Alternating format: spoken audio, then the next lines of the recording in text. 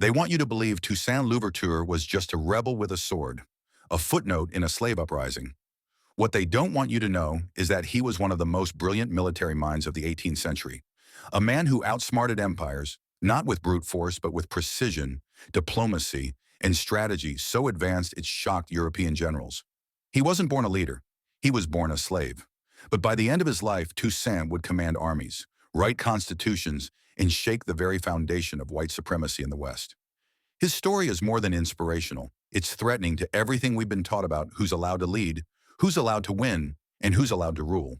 Toussaint Louverture was born around 1743 on a plantation in Saint-Domingue, the French colony that would later become Haiti. His enslavers called him Francois. He was born into bondage, but his father was said to be of royal African descent, possibly from the kingdom of Alada, now part of modern-day Benin. His intelligence was clear from a young age. Unlike most enslaved Africans, Toussaint was taught to read and write. He read everything he could get his hands on, especially the Enlightenment thinkers of France, who wrote about liberty, justice, and reason. He also learned herbal medicine, horsemanship, and leadership on the Breda plantation, where he eventually rose to a supervisory role. While he never forgot he was enslaved, he learned how to navigate both the African world and the European one. That balance would become his greatest weapon. In 1791, when the Haitian Revolution began with the Vodou ceremony at Bois-Quimont, Toussaint didn't immediately join. He observed. He calculated. He watched as plantation after plantation went up in flames, and he realized this was no longer an isolated rebellion. It was the beginning of something historic. When he finally joined the uprising, he did so not as a foot soldier, but as a leader. He brought structure, tactics, and purpose to a movement that was fueled by rage and desperation. He quickly rose through the ranks, and within a year he was commanding thousands of fighters. Toussaint was a master at more than war. He was a political genius. At one point, he aligned with the Spanish, who controlled the eastern part of the island, to fight against the French. But when France abolished slavery in 1794, Toussaint switched sides and fought for the French Republic. His goal was never loyalty to a crown or country. His loyalty was to freedom. By 1790, Toussaint had defeated both Spanish and British forces trying to take over the colony. He controlled most of Saint-Domingue, and he didn't stop there. He pushed east and took control of the Spanish side of the island to abolishing slavery there as well. By 1801, he had written a constitution that made him governor for life. He outlawed slavery permanently, declared religious freedom, and demanded equal rights for all races.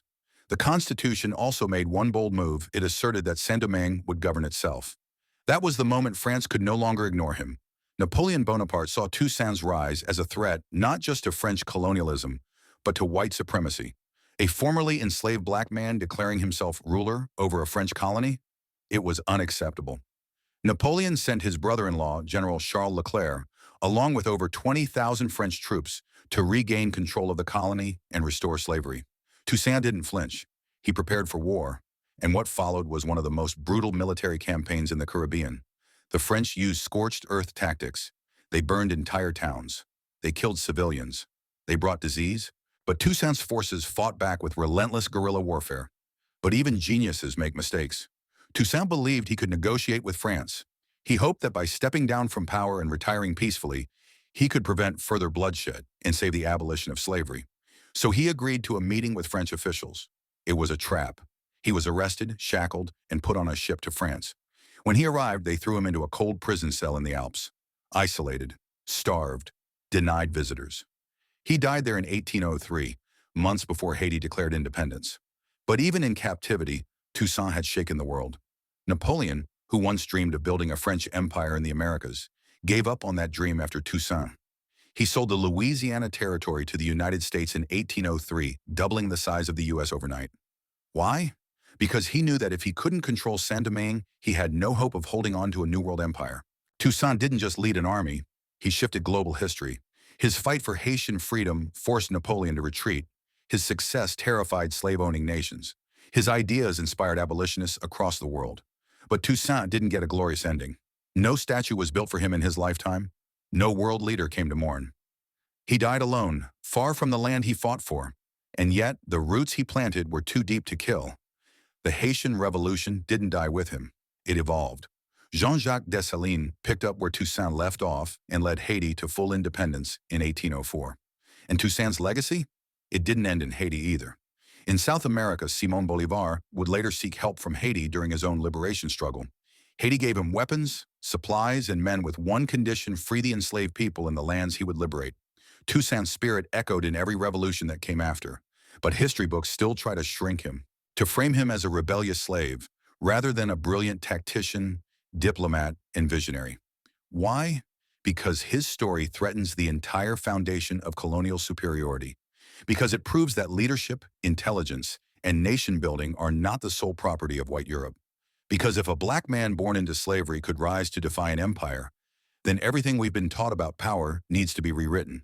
Toussaint Louverture should be spoken in the same breath as George Washington, Napoleon, and Bolivar. He fought not just for his people, but for a universal truth: that freedom is a right, not a privilege granted by empires. He wasn't perfect. He made choices some criticize, like continuing plantation labor under wages to keep the economy afloat. He struggled with balancing power and liberty, but those flaws don't erase his greatness. They make him human. And in his humanity, he became a symbol larger than any general, governor, or revolutionary.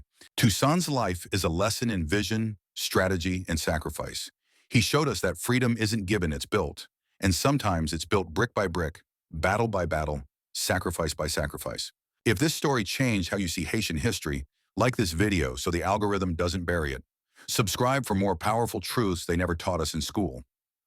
And drop a comment with Toussaint Lives if you believe his legacy deserves a place in world history alongside the greatest leaders. And tomorrow we go back to where the fire began. Day 3 uncovers the mysterious Vodou ceremony at Bois-Caïman, the night enslaved Africans made a blood oath that launched the revolution. What really happened in that forest? Who were the spiritual leaders? And why did this sacred gathering terrify France more than any army? Don't miss Day 3.